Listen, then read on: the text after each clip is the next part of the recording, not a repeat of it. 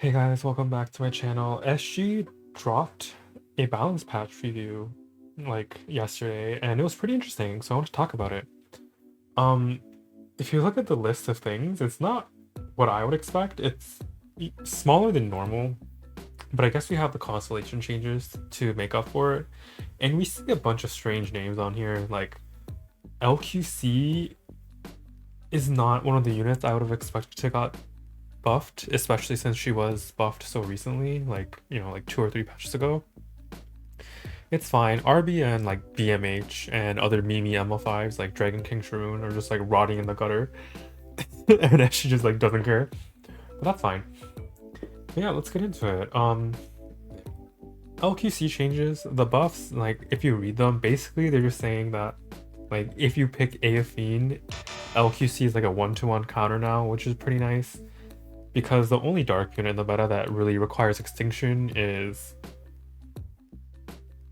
Aethene on Holy Sack. And I guess if your opponent picks RB for some reason, you're like all set. But the bigger part of her buff is changing her awakening from defense into crit chance, because you get a lot more gear score value from this. Like you get 1.5 times the value from the crit chance imprint, and it's the most valuable imprint in general, so that's pretty good. But there is a downside that it makes LQC a lot more cash because you actually need imprints for now, which kind of sucks. But another thing is that like this is better for faster LQC builds like I like to abuse, so I'm pretty excited because it means you can pump more stats into somewhere else, especially since you can run her at 85 crit if you're just using other new dart things. We're gonna move on to the top Model Luluca changes, and I'm gonna have to admit they're a little bit strange and a little bit disorganized. So I don't think they know what they want top model to do, because top model already liked to run Dignisorb, so she already gave herself a barrier a lot of the time, and I guess moving the barrier to S2 gives her a lot more flexibility to run book more often.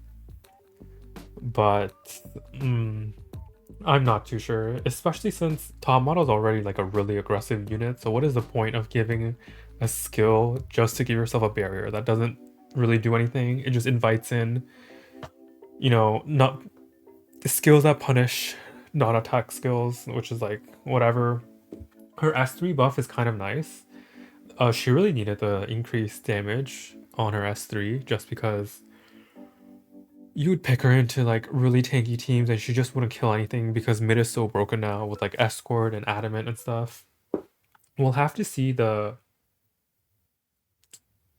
multipliers for the soul burn, but considering it's only 10 soul burn, it can't be like that much. Like they could have done this like so much differently. Like let me talk about it.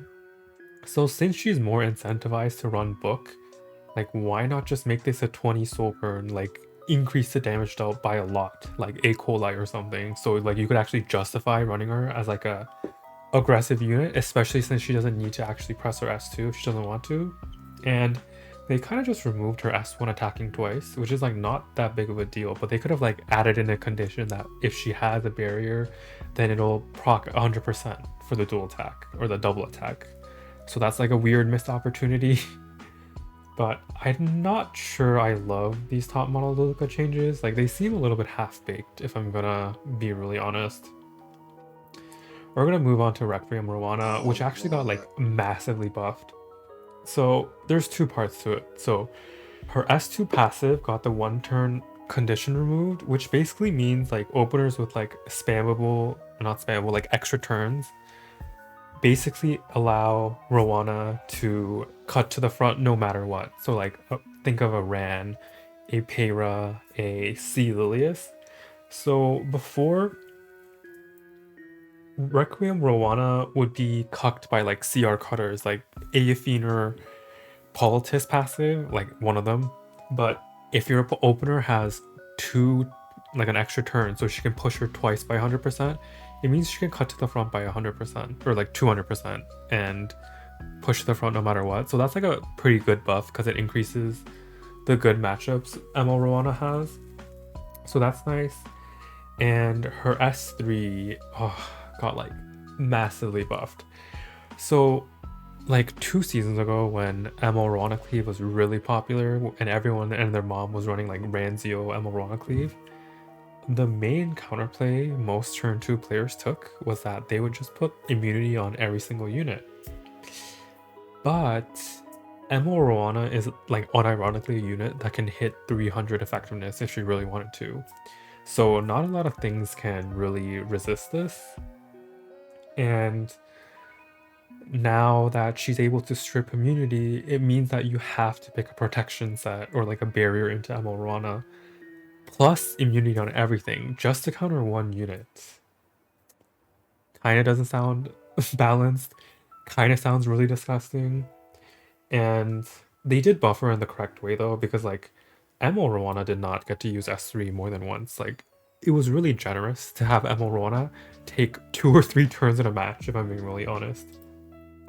And having her damage be increased is always nice, but I'm kind of like dreading seeing Requiem Rwana's run everywhere now. And I guess turn 2 players are just gonna have to farm more protection sets. We have a Clarissa buff, but like nobody cares unless you really like PvE. But even then, I think there are better options like SSB. But on the off chance you just want to use your SSB for something else, I guess Clarissa is there, especially if you have one already molded from before. And Falconer Kluri got a pretty sizable buff. I think she's like a pretty good, she'll be a pretty good pick as a tempo pick into these like fighting spirit units. So like Aethene,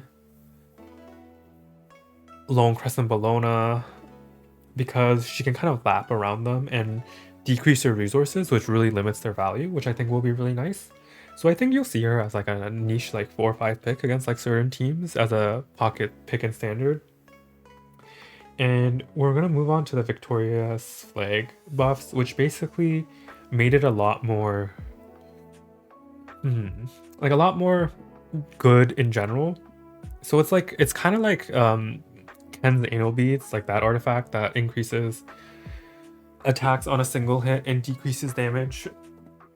And I think it'll make this artifact more like a always generally good but like rarely BIS, which is not bad because not everyone has like infinite artifacts to pull from. But a very solid change. I actually think this will see a lot of use, especially on people that don't have like every artifact plus 30 or like every unit's like BIS artifact. We're gonna move on to like the fundamental game changes now when like the star signs and stuff. Like they buffed Rage buff, and if you look at Rage buff, in theory it looks really good because like an attack and speed buff that's scale with speed buff and attack buff sounds really good. And then you take a look at who can actually get Rage, and then you throw up because like who is using Teu? Who is using Kane outside of PvE? The only person that can like realistically be viable on this list is a Tywin, and I guess he appreciates the speed, but the attack is kind of wasted on him. But you can't really complain about additional cycling on him, I guess. So we'll kind of just have to wait for the next broken opener, who's gonna give their entire ally team Rage buff with an extra turn. So like, you know, ML Lilius 2.0. So yeah, just stay tuned for that. But I think if we have a unit that actually was able to use this properly and didn't suck, it'll be like a really good buff. But she decided to buff a buff that nobody has, or nobody relevant has. Sorry, Teu. But yeah, we're gonna move into like the Constellation changes. Leo Mage getting buffed is always nice. Like 8% crit chance is 12% gear score for free. And the best part about this buff is that it means that Melissa is somehow getting another buff in the year 2024, which I find incredibly hilarious. The only unit that's realistically used here is Eternal Wonder Ludwig, and it just means that people are going to rework their build to fit more damage on, which is already nice. But the other 3 units are kind of like dead in the meta. Like Ahmed isn't very popular right now, so Ludwig's not used too much. Oh my god, Melissa. And Roy Mustang just doesn't fit in the meta too well right now, so pretty unfortunate. I guess Misty Chain got buffed, but like, who cares?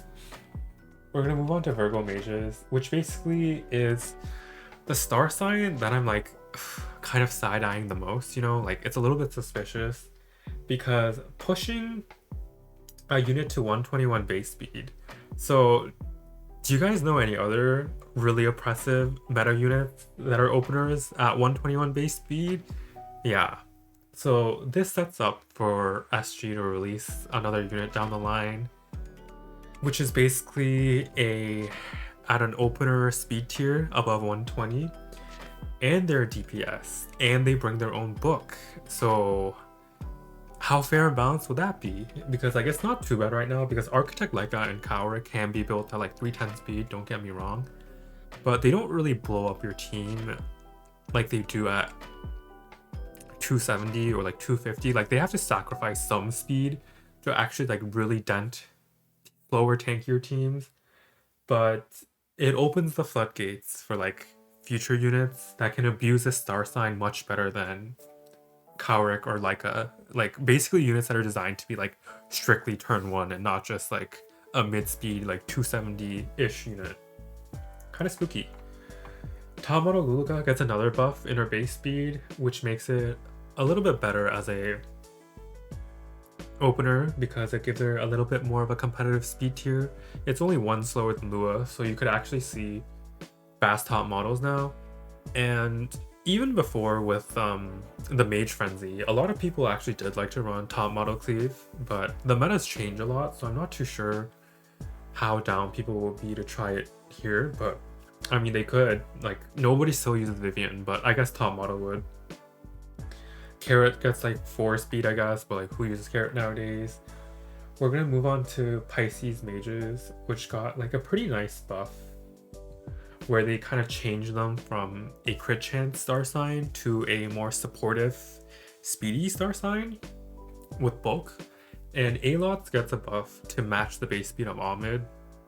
So that's really nice. I'm sure like all 3 Alots cleavers still left on the ladder are like shaking and crying about these buffs. But it does mean that a 5-star version of these staff will have 119 speed and good bulk, which is another, you know, opener stat line that people could use theoretically, which is also spooky. And her auto got buffs again, but like who cares? So I think these like star sign changes for mages makes me think that SG wants to release like opener mages now, because we don't really have opener mages right now.